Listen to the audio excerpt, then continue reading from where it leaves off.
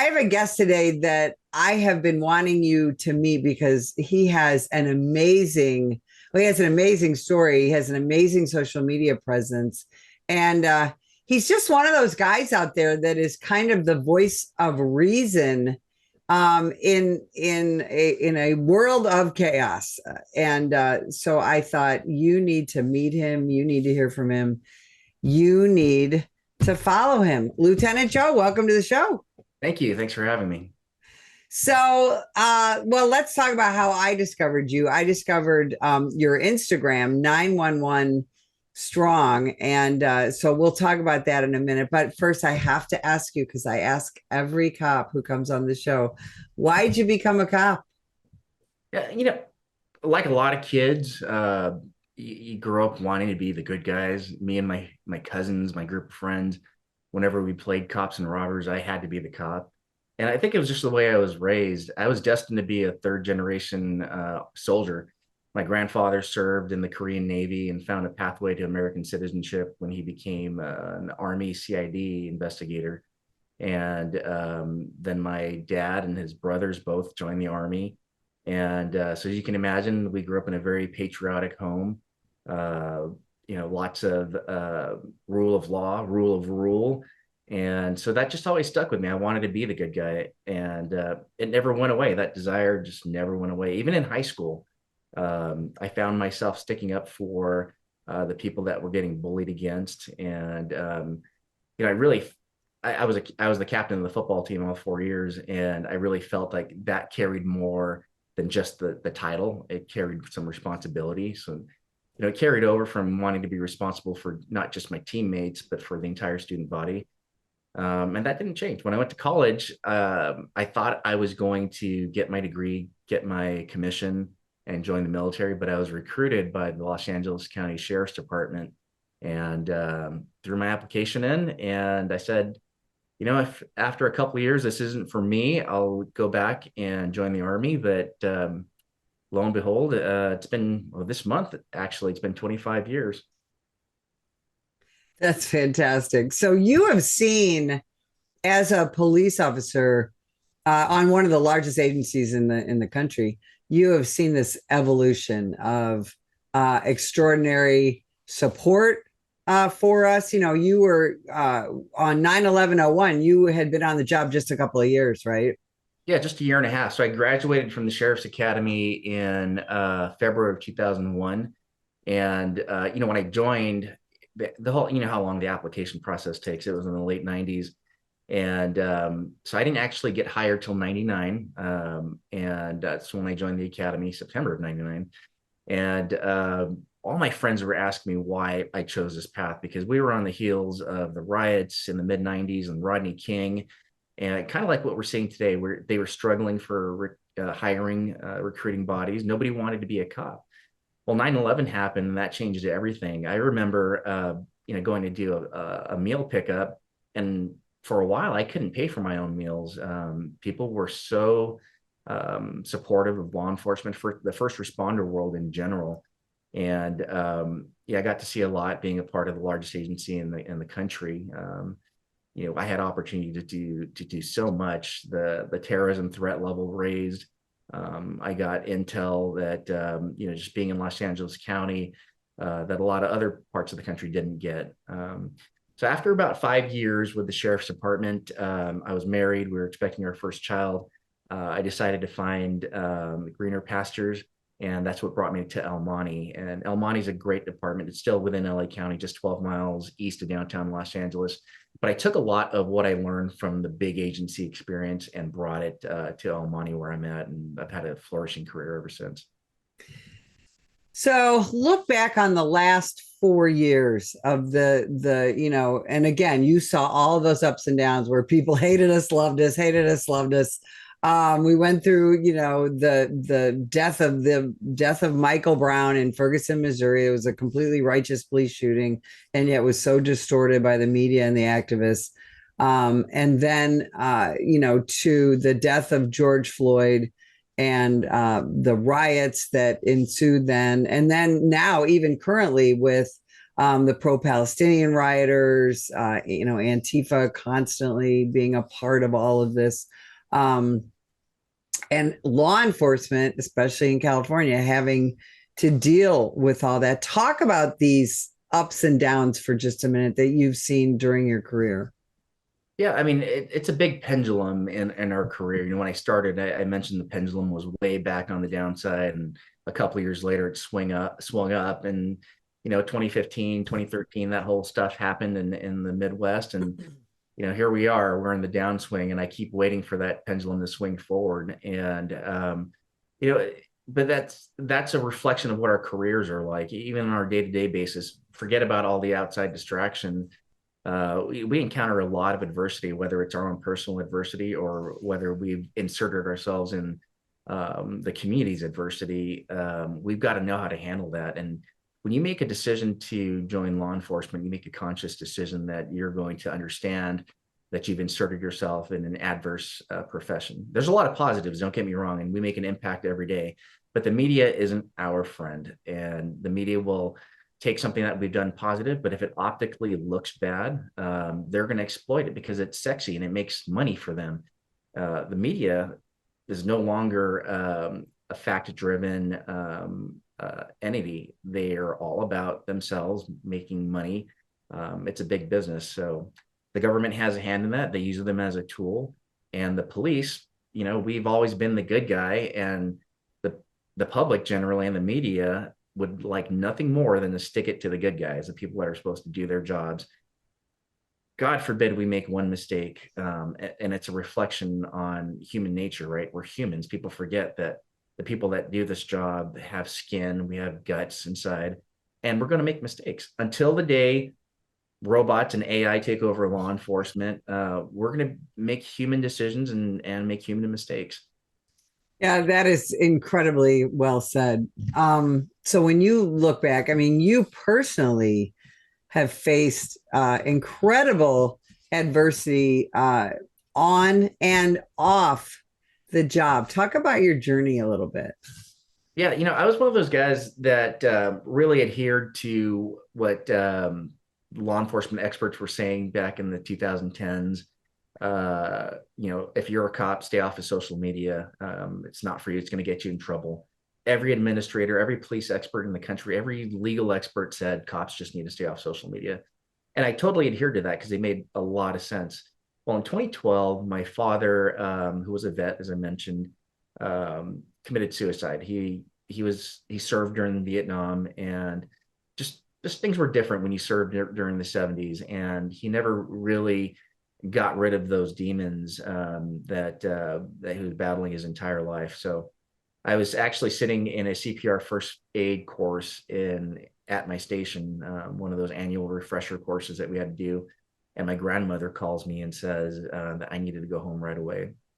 And it was about 5 miles away. So I left the station in a rush, and I get there, and I see my father, and I think the police officer mode in me stepped in, and I tried to rescue him, but it was an effort in vain. The firefighters who came shortly after me stopped me, and he had been gone for a couple hours. But I, as an only child, I had to eat a lot of that. My parents were divorced, and I had to take care of a lot of my father's affairs, and that was a lot to handle because I had a young family. I have 4 kids and a stay-at-home wife.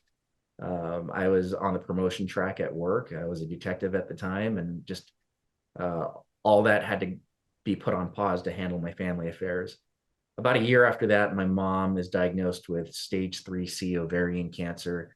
And if you knew my mom, she has an incredible story. She's a fighter, and that's exactly what she did. She beat it. She went into remission, and after a year, that puts us right around 2014.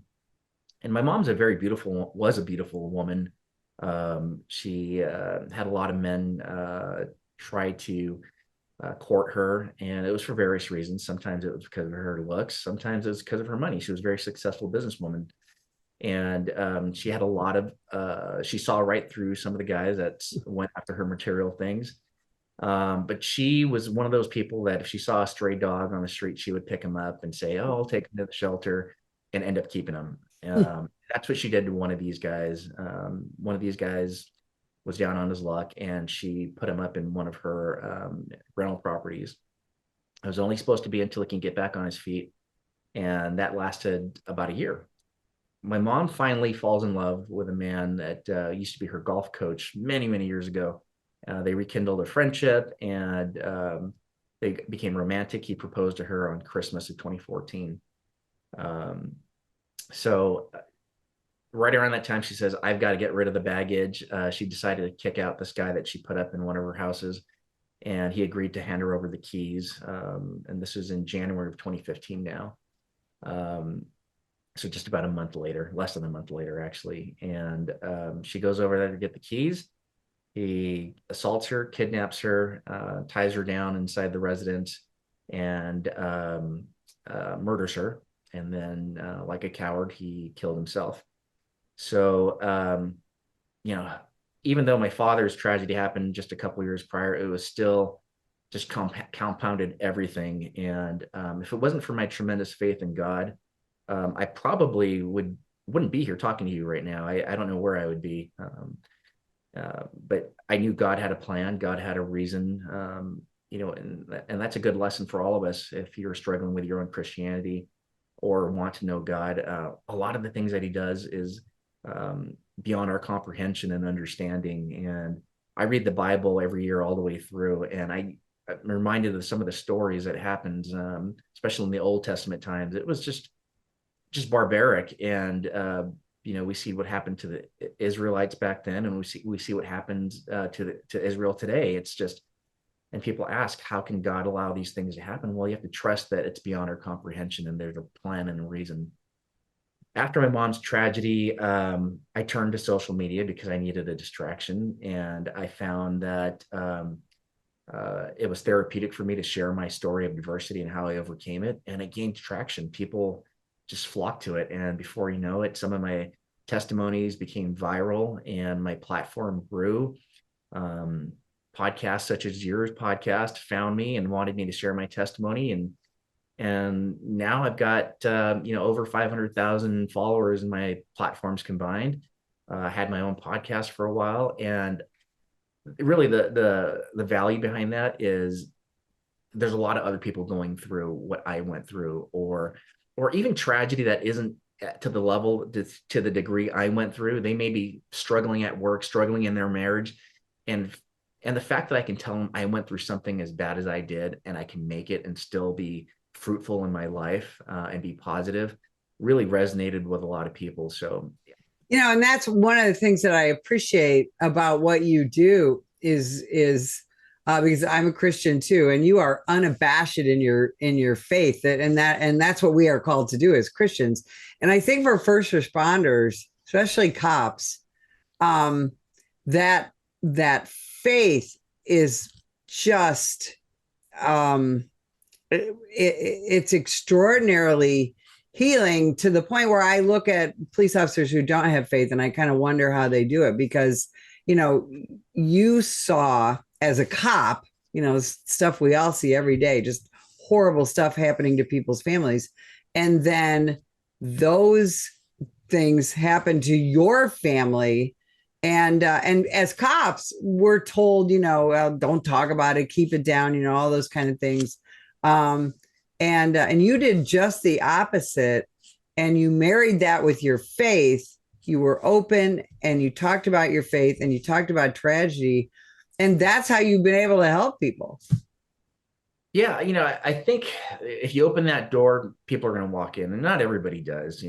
Some people were critical of me being so open about it because, as you know, if you were a cop in the 90s and early 2000s, that was exactly the lesson, as you mentioned. We just don't talk about it. You suck it in.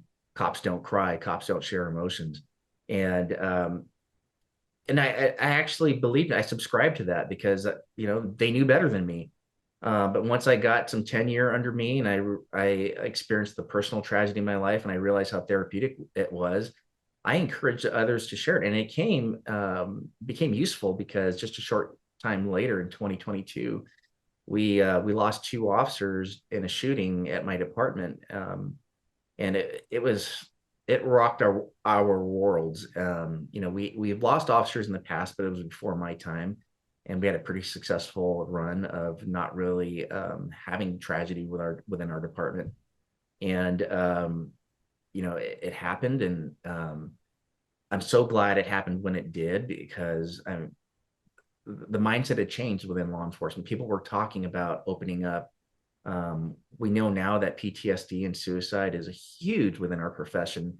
And so I'm so glad we had a chief at the time that was open to it, brought in therapists, brought in counseling aides, and encouraged people to talk about it. And he put us in a position where it wasn't voluntary. He made everybody go through it. And you could walk in there and say, I don't want to talk, and that's fine. But he made it so that everybody had to participate. So it wasn't no longer taboo. It became a regular thing that everybody knew they had to do their time. And after a while, people got desensitized to it, inoculated to the whole idea that it was taboo, and it's become a regular presence. And that chief, unfortunately, passed away just a short time after the tragedy. He was my best friend since we were 14 years old. We were both captains on the football team. We were in each other's weddings. It's hard to, it's not easy for a lot of people to say that they maintain their best friends since high school, and to join the same career and still maintain that relationship. But he had a very rare cancer at the time, and it was aggressive. He was actually told he had terminal cancer the day he found out our officers were shot. He was sitting on the doctor's table when that happened. And he told the doctor, unfortunately, the news about the cancer wasn't the worst news he received that day. Because the murder of your two officers that day in 2022, this was, and to remind people, this was in kind of the middle of the whole anti-cop, defund the police situation. In fact, talk about the incident for a minute, because it really, those of us in law enforcement remember it, but I think the general public remembers it because it really shocked the conscience of a lot of people. Talk about that. Yeah, June 14th is a day I'll never forget. I was actually about a mile and a half down where the shooting site was just leaving a training class. There was about 50 of us in a training class, and some of us had our radios in our vehicles. And as soon as we went to our cars, we heard the traffic and we bolted over there. And I remember being down the street, hearing the rounds going. This individual, you bring up the whole defunding the police movement and stuff like that, but it was actually bigger than that in LA County. We hired we've citizens voted in a DA named George Gascon, and I'm sure you've heard his name before. And he really is not a friend to law enforcement, even though he was prior law enforcement. Everywhere he's gone, he's made it so that criminals can walk the street. And this guy right here should have been in prison. The suspect in this case should have been a two-striker. He had a gun on him. Officers responded to a call where a woman said she was being stabbed. And when officers arrived, the woman, before they even had time to set up a game plan and set up at the door, the woman opens the door and runs out. And lo and behold, the suspect is right there at the door. He's half dressed. He's got one pant leg on, and he's holding it up with his hand. The two officers that were there, they were in a unique dynamic. We had one officer that had about 22 years on. He was a senior officer, knew the job very well. And then we had a rookie who had about a year at our department. Very sharp. He had a bright future at our agency. Very aggressive, as a young officer would be, to pursue this suspect. And unfortunately, they were sucked into the room. The guy that was seemingly holding up his pants was actually concealing a weapon in his waistband. And he just got two lucky shots off. I mean, the officers just didn't have a chance. And when we got out there, the responding officers, like I said, were there within 30 seconds. A gun battle happened at the motel. It spilled over onto the streets. The suspect was on PCP, so the rounds that penetrated his body really had no effect on him. It wasn't until he knew he couldn't move anymore that he took his own life. And now we're just dealing with the aftermath. And I think, I know that incident really kind of reawakened people's interest in these, far left Soros installed prosecutors like George Gascon. He was one of the first. Mhm. And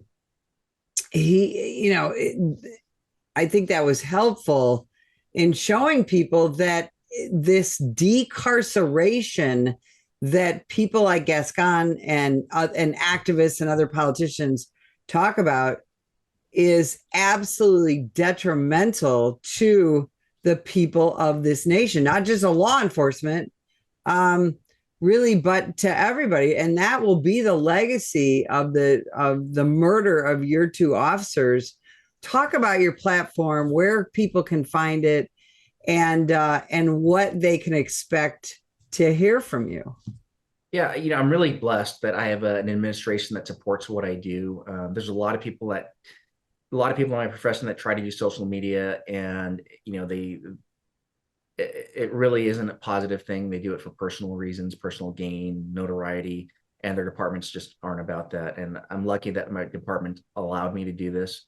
So if you want to find me on Instagram, it's at 911, just like the numbers, and then strong, all one word.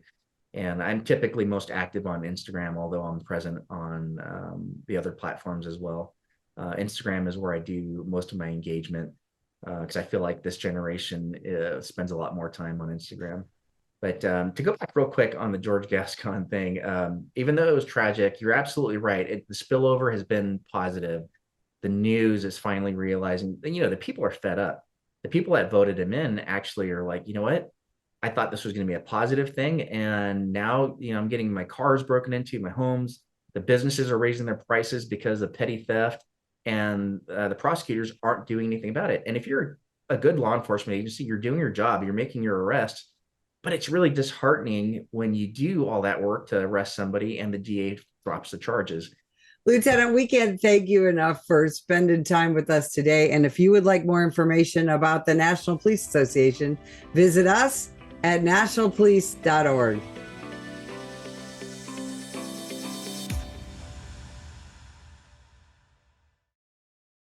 Join the National Police Association in supporting our brave men and women in blue.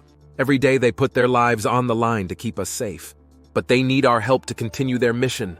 Black Lives Matter, Antifa, progressive prosecutors, and the rest of the anti-police forces receive millions in donations from extremists like George Soros and woke companies like Amazon, Coca-Cola, Microsoft, and Google, to name a few.